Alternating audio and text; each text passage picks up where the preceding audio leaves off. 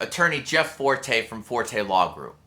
So you're thinking of hiring a Connecticut special education attorney for your child. Well, if you and your family are thinking of hiring a special education lawyer and you live in the state of Connecticut, I'm happy to say that you are in luck.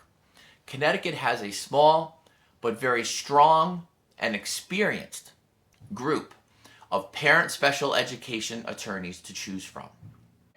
We are a tight-knit, collaborative group of legal professionals, and we have a profound desire to help you and your family with your child that has a disability.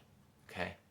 Many of us, in fact, are parents of a child with a disability ourselves.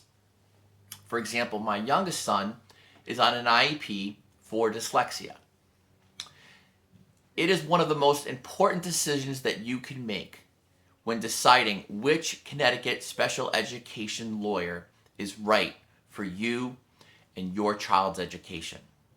Many of us have different styles, approaches, and connections. So finding the right fit for you that suits your child's needs and education, coupled with the experience and credibility level of the right special education lawyer, is a critical decision that you need to make to advance your child's education. Now, I'm going to more fully answer this question in just a moment about how to choose the right lawyer for you. But let's first briefly dive into understanding the special education process here in Connecticut. Okay? What is the process like? So briefly speaking, the special education process that typically would go and follow is 4 steps. Step 1, a parent or teacher notices a deficit, a delay, or a challenge in a child's learning process and refers that child for initial eligibility for special education. Step 2, your child is then comprehensively evaluated by a team of clinical professionals and educators within your local school district to address each of your child's deficits and their delays. And these evaluations should be comprehensive and should include, among other things, academic, cognitive, psychological, behavioral, social, and emotional assessments, as well as possibly addressing any deficits in literacy, speech and language, psychiatric, occupational, or physical therapy assessments as deemed appropriate. Step 3. Your child is then identified and diagnosed with a disability that impacts your child's access to receiving education. And then lastly, step 4, a 504 or an IEP is then developed for your child with specific and measurable goals and objectives, okay, to address your child's challenges that are ambitiously appropriate. The entire special education process is designed to be collaborative and non-adversarial in nature. Okay? Meaning that you and your local school district team should be working together, collaboratively, as one team to mutually develop an ambitiously appropriate education plan with related services that are uniquely designed to meet your child's goals and for your child to make meaningful academic progress year over year. The process is designed so that you and your local district school team do not need lawyers. You don't need judges. It sounds very simple and straightforward, right? Well, that's not always the case. And perhaps that's even why you stumbled across this video blog itself. Okay? Unfortunately, the reality is that special education, the process of special education, does not always go smoothly. despite even the best intentions of some of the members of your child's school team. There are flaws in its design, okay? Oftentimes, the special education process can be adversarial. And it can be adversarial for a lot of different ways. And when it becomes adversarial, it often is because you're asking for items such as an independent educational evaluation, which is an IEE, or an increase in service hours, an increase in related services. You're requesting a change in placement, or you're requesting paraprofessional support, or Orton Gillingham or Wilson trained instruction, ABA services, ESY, and the like. And your school district team decides to deny your request. In other words, the school district team says no to something that you, as a parent, feel is critically and clinically important to have on your child's 504 plan or IEP. Now, even worse, you may not even get that far because your child may be denied special education eligibility in the very first place. So sometimes, but not always, school districts may know this and take advantage of you, the parent, who does not know special education law and is not familiar with the rights of a child with a disability. This is the time for you to have a legal consultation with the right Connecticut special education lawyer.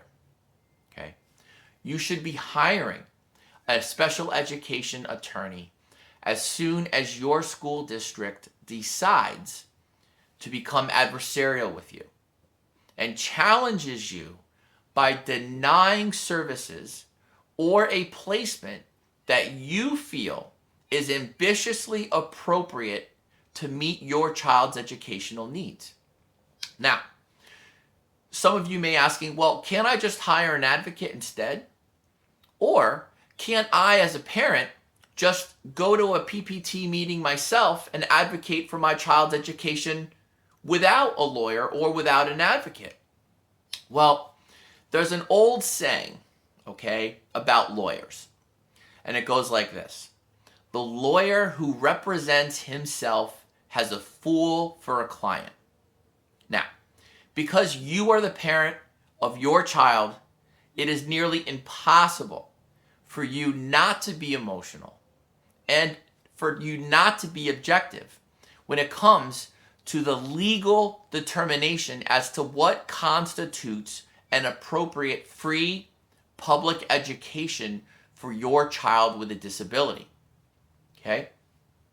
You need the right attorney on your side that is going to zealously represent you all the way through, understanding your child's educational interests and rights, no matter what, to the fullest extent, okay? To the fullest extent as mandated by the law. This is where the right Connecticut special education lawyer is important to have on your side. Now, there are some limitations as to what an advocate can and cannot do. And don't get me wrong, special education advocates serve a crucial, meaningful role and are very helpful in the services that they provide. As a special education attorney, I work with several well-respected, highly established, professional special education parent advocates, okay, throughout the entire state. And I often will provide parents with referrals to those advocates that I work with and vice versa. If you decide that you would like to retain a special education parent advocate, you will want to research their experience, their certifications, and their credentials. For example, did the advocate complete the COPA SEAT training program?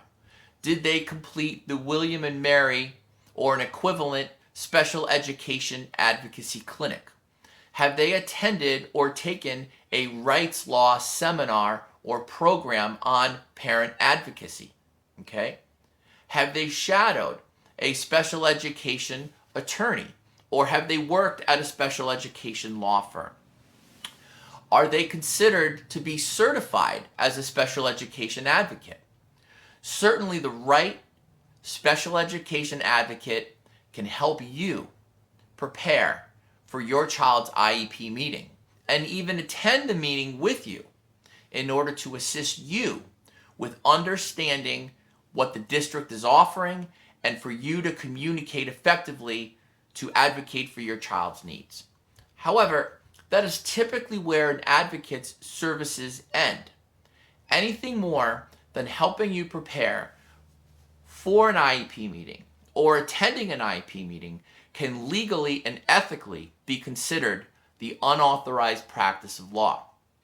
So, if a non-attorney advocate that is not licensed or admitted to practice law within the state of Connecticut starts to legally advise you, okay, or assists you with things such as, the preparation for mediation or the filing for due process or to review a settlement agreement or anything that may otherwise be deemed or considered a legal action, that advocate is committing the unauthorized practice of law, okay? And an experienced advocate will know this and will refer you to the right special education attorney at the most appropriate time. Moreover, unlike lawyers, advocates are not legally or ethically required to take mandatory continuing legal education courses to keep fully informed on the most up-to-date and the latest laws and cases involving special education. As a special education lawyer, okay, we do not have those limitations that an advocate has. Thus, even if your advocate has done an exceptional, fantastic, great job and is the most experienced advocate, okay, it can often be discarded by the school district and all of the hard-earned dollars that you have invested in your advocate may end up amounting to nothing in the long term. That is why I always recommend to parents to have an initial legal consultation with a special education lawyer first in order to develop a strategic legal plan of action. And that strategic legal plan of action may or may not include collaboratively working with a experienced professional parent advocate as well. Now, while there are many advocates that are excellent, okay, and that they are certified and trained and experienced, or they have substantial knowledge from being in the special education field itself for years, special education attorneys, on the other hand, are legally trained, all right? We understand special education legal procedure, rules of evidence. We have knowledge of school district lawyers. We know who the state mediators are. We are familiar with the hearing officers and with the federal judges. Special education lawyers know how to conduct and do cross-examination of witnesses, write legal briefs based on case law. We know who, where, and how to obtain critical expert evaluations and how to quickly and legally analyze FERPA documents, IEPs, evaluations, and legal discovery. But perhaps most importantly, the right special education attorney knows how to preserve the record at an IEP meeting for due process and or for filing an appeal in federal court. Attorney's fees in special education due process cases are also often recoverable, okay, while an advocate's fees are not. Thus, if you succeeded at a due process case, you may be entitled to receive all or some of your investment back when hiring a special education lawyer. A comprehensive legal consultation with the right special ed attorney will fully inform you about the strength of your case.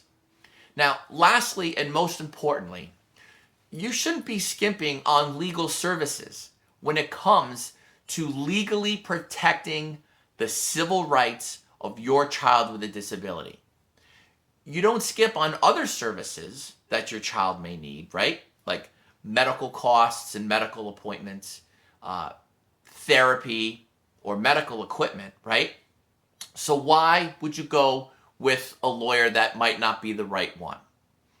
There's a really good article out there that I have a link to that was published by the Special Education Legal Fund, the executive director here in Connecticut. And she wrote a really great comprehensive article about special education lawyers here in Connecticut. There's a link to it on my site, and it's called A Parent's Guide to Special Education Attorneys. Now, in the research found, in this article, it found that special education lawyers in Connecticut charge anywhere in a range from $250 to $450 an hour. And alternatively, some special education lawyers that do not charge by the hour charge what's called a flat fee for a certain period of time, for a certain amount of services within that period of time, in the range of $5,000 to $7,500. Some attorneys will charge for their initial consultation, while others do not. Okay? Her article also goes into mediation costs, which typically exceed over $10,000, and due process hearings can exceed north of $50,000 all in when you're combining both attorney and expert fees. Regardless of special education attorney hours, regardless of flat fee rates, regardless of the various costs regarding mediation and due process, there's a very good quote by Warren Buffett, and it says, "Price is what you pay, value is what you get." There's another interesting article that I most recently read in Forbes by a contributing writer. And the title of the article is "Nothing is More Expensive Than Cheap Lawyer." And I really do think that the title speaks for itself. So how do you find the right special education attorney for you and your child in Connecticut? Well, you have to ask questions, You have to ask questions, all right? First and foremost, personally go see and meet with as many special education attorneys as you can.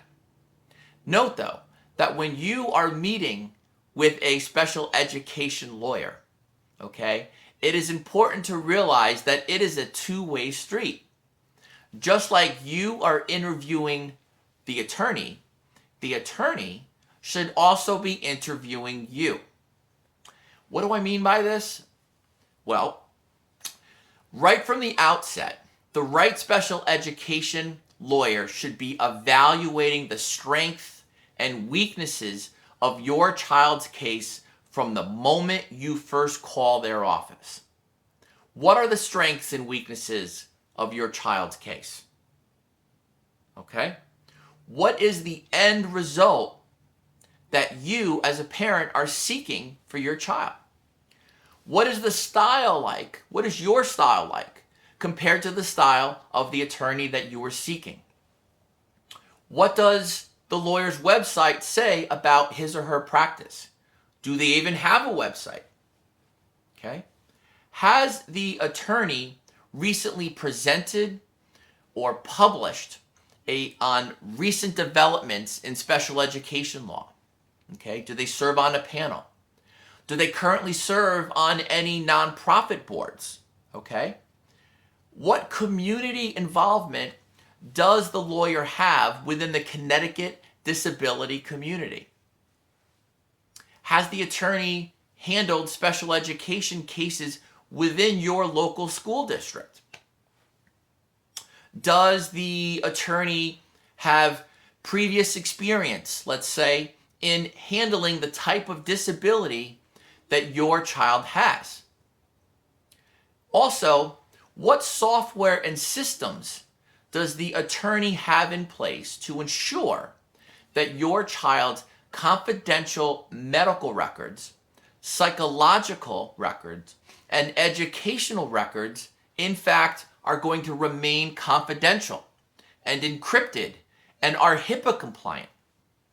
Will the attorney that you are interviewing with be handling your child's case all the way through? Or will parts of your child's case be freelanced out to another attorney or to a law firm associate? And if so, who, where, and why? And will you be meeting with that attorney? What does the client's availability look like for the attorney's law office? And who answers the phone, right? Does the attorney or the law office staff immediately return your call? And if so, do they provide a straightforward answer to your question? Does the attorney have a law office? If they don't, that's okay as well. But if they don't, where does the attorney typically meet with a client? And what technology does the attorney use for the benefit of communicating with the client and the exchange of documents and information? Will the attorney be providing you with a recent or past client reference? Okay.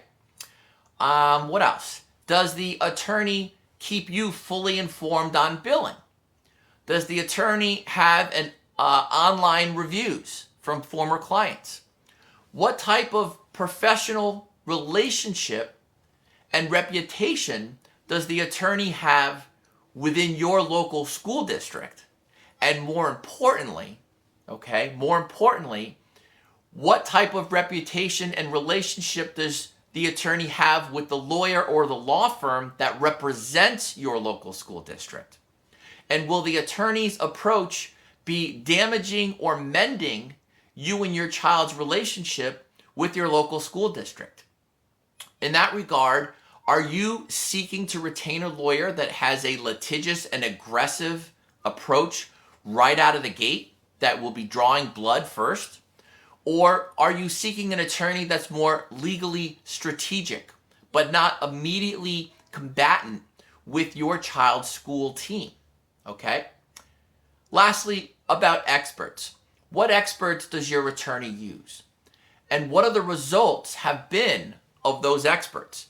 What experts have they used, and what have those experts achieved? All right. Lastly, special education lawyers are, after all, people too, with family members, with private lives. And you want to make sure that your attorney doesn't have anything personally or professionally going on otherwise that may prevent or mitigate him or her to representing the fullest extent and the fullest attention to your child's special education case. So in summary, I strongly advise any and all parents of a child with a disability to first have a comprehensive legal consultation with the right special education lawyer. Okay? The consultation should be scheduled the minute you believe that your child is being denied the right to a free, appropriate public education by your district, or where your district has become adversarial with you in denying any requests that you may be seeking. Okay? Now, if you need information or you want more information about special education law, please feel free to visit my website, fortelawgroup.com. Thank you so much, and I hope that this was helpful.